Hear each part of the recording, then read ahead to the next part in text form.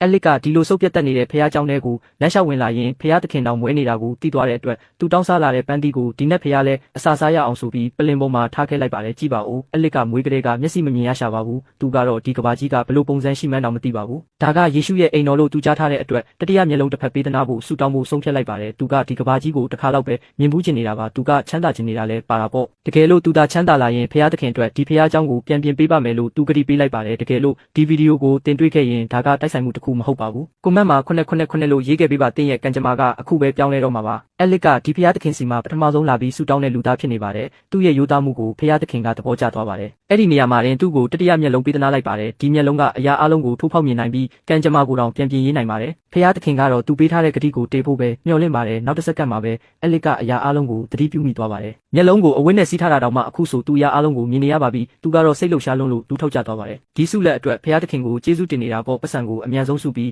းဒီဖះเจ้าကိုပြန်ပြင်ဖို့အတွက်အဲလစ်က$10လေးနဲ့ကာစီနိုဝိုင်းထဲကိုလက်လျှောက်ဝင်လာခဲ့ပါတယ်သူကပိုင်ရှင်ရဲ့စပွဲပေါ်မှာမှန်တစ်ချက်ကိုတွေ့သွားပါတယ်အဲလစ်ကအဲ့ဒါကိုကောက်ယူပြီးသူ့ရဲ့မျက်နှာကိုပထမဆုံးအကြိမ်မြင်လိုက်ရပါတယ်ပိုင်ရှင်ကမျက်မမြင်မလေးကဘာလို့သူ့ကိုယ်သူပြန်ကြည့်ပြီးသဘောကျနေတာလဲဆိုပြီးလှောင်ပြောင်လိုက်ပါတယ်အဲလစ်ကတော့သူ့ရဲ့တတိယမျက်လုံးကိုဘယ်သူမှမမြင်နိုင်တာကြောင့်သူ့ဘာသာသူပြုံးလိုက်တာပေါ့ပိုင်ရှင်ကသူ့ကိုအပြင်ကိုနှင်ထုတ်တော့မလို့ပါအဲ့ဒီနောက်မှာတော့သူ့လက်ထဲက$10ကိုမြင်သွားပါတယ်သူကအလစ်ကိုအန်ဆာတုံးဝိုင်းစီတန်းခေါ်သွားပါတယ်။ဒိုင်ကတော့မျက်မမြင်မလေးတယောက်လာပြီးလောင်းကစားလုပ်နေတာကိုမြင်သွားတာပေါ့။သူကအလစ်စီကပတ်စံတွေအကုန်လေးယူဖို့ချက်ချင်းပဲကြံစီပါတော့တယ်။သူမသိတာကအလစ်ကသူ့ရဲ့တတိယမျက်လုံးကိုသုံးနေတာပါပဲ။သူကအုပ်ထားတဲ့ခွက်ကိုထိုးဖောက်ပြီး6-3လုံးထွက်နေတာကိုမြင်နေရပါတယ်။သူက6-3လုံးပေါ်မှာပဲပတ်စံရှိသမျှအကုန်ပုံအော်ပြီးလောင်းလိုက်ပါတယ်။ဒိုင်ကတော့ရော်ကြီးကအယမ်းများတယ်လို့သူ့ကိုသတိပေးပါတယ်။ဒါမျိုးထွက်ဖို့ဆိုတာကလုံးဝနီးပါမဖြစ်နိုင်ဘူးလို့လည်းပြောတာပေါ့။အလစ်ကပတ်စံတွေမြန်မြန်ရဖို့အတွက်လူတိုင်းကိုစန့်ကျင်ပြီး6-3လုံးကိုပဲတယောက်တည်းလောင်းလိုက်ပါတယ်။ဒိုင်ကတော့တဝိုင်းလုံးနဲ့တိတ်တဆိတ်ပေါင်းလိုက်ပါတယ်။အန်ဆာတုံးတွေကိုပြခင်မှာသူကအန်ဆာတုံးကိုခိုးကြည့်လိုက်ပါတယ်လူတိုင်းကတော့အံ့ဩပြီးမြင့်တက်သွားကြပါတယ်တကယ်ပဲ6-3လုံးဖြစ်နေတာပါဒိုင်ကတော့အဲလစ်ကမျက်မမြင်ဆိုတာကိုလူတိုင်းကိုအမြန်သတိပေးလိုက်ပါတယ်ဘယ်သူမှဘာမှမပြောသေး၍သူကတော့ဘယ်တော့မှသိမှာမဟုတ်ပါဘူးသူရှိမှတဲ့အ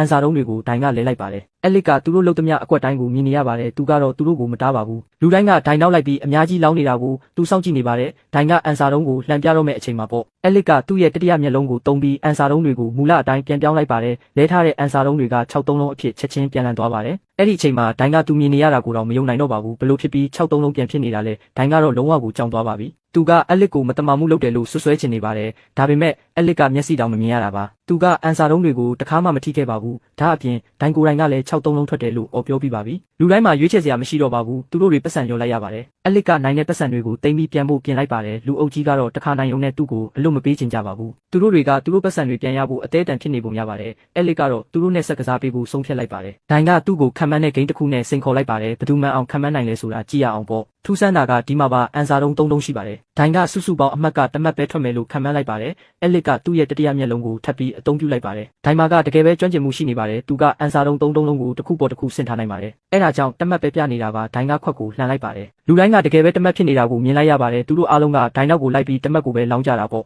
့အလစ်ကတော့သူ့ညမတ်ထွက်မယ်လို့လောင်းလိုက်ပါတယ်တခန်းလုံးကလူတွေကသူ့ကိုဝိုင်းပြီးရေကြပါတယ်အန်ဆာတုံး3တုံးမှာဘလို့လို့သူ့ညမတ်ရှိမှလဲဒိုင်ကခွက်ကိုလှန်လိုက်တဲ့အခါလူတိုင်းမြင်တက်သွားကြပါတယ်အန်ဆာတုံးတွေကတစ်ခုပေါ်တစ်ခုဆင့်ပြီးမနာနဲ့လဲနေတာပါအမှတ်တစ်ခုမှကိုမပေါ်လာပါဘူးဒိုင်ကတော့လုံးဝကိုအံ့ဩသွားပါတယ်ဒီမျက်မမြင်မလေးကတနည်းနည်းနဲ့မတမာမှုလုပ်နေတယ်လို့သူတန်တရားဝင်သွားပါတယ်အဲလစ်ကတော့စပွဲပေါ်ကပတ်စံတွေကိုအကုန်သိမ်းလိုက်ပါပြီလူအုပ်ကြီးကတော့တန်တရားတွေစောက်ဝင်လာပါပြီသူတို့တွေကဒိုင်ကိုအဲလစ်နဲ့ပေါင်းပြီးသူတို့ကိုလိန်နေတယ်လို့ဆွဆွဲကြပါတယ်သူအပြစ်မရှိကြောင်းတက်တည်ပြဖို့အတွက်ပေါ့ဒေါသထွက်နေတဲ့ဒိုင်ကအဲလစ်နဲ့နောက်တစ်ပွဲထပ်ကစားဖို့တောင်းဆိုလိုက်ပါတယ်ဒီတစ်ခါတော့သူကရုပ်ပုံတွေကိုခံမှန်းချင်နေတာပါရုပ်ပုံအနည်းဆုံး2ပုံတူရင်မင်းနိုင်မယ်ပေါ့သူက$3000ကိုစပွဲပေါ်မှာဝုန်းကနေပုံချလိုက်ပါတယ်သူကကနန်း6កောင်လို့ခေါ်လိုက်ပါတယ်အဲလစ်က9-6កောင်လို့ခေါ်လိုက်တာပေါ့ဒိုင်ကအန်ဆာတုံးတွေအကုန်လုံးကိုပစ်ချလိုက်ပါတယ်သူကဒီတစ်ခါတော့တကယ်ကိုယုံကြည်မှုရှိနေပါတယ်သူကအန်ဆာတုံးထဲမှာပြထားထည့်ပြီးမတမာမှုလုပ်ထားတာပါအန်ဆာတုံးတွေကြားလိုက်ရင်အမြဲတမ်းကနန်း6កောင်ပဲပြမှာပေါ့အဲလစ်ကတစ်ချက်ကြည့်လိုက်ပြီးအတွင်းကပြဓားတွေကိုရွှေ့လိုက်ပါတယ်ကနန်း6កောင်က9-6កောင်ဖြစ်ချက်ချင်းပြောင်းသွားတာပေါ့အဲလစ်ကပတ်စံတွေကုန်သိမ်းတော့မဲ့အချိန်မှာပါဒိုင်ကစိတ်တူပြီးစပွဲပေါ်ကိုဓာတ်နဲ့ပေါက်လိုက်ပါတယ်အဲလစ်ကမတမာမှုလုပ်နေတာတေချာတယ်လို့သူကအော်ဟစ်ပါတော့တယ်အဲလစ်ကတော့အေးအေးဆေးဆေးပဲတက်တည်ပြဖို့ပြောလိုက်ပါတယ်ဒိုင်မာကဘာတက်တည်မှမရှိပါဘူးသူကဘာပဲဖြစ်ဖြစ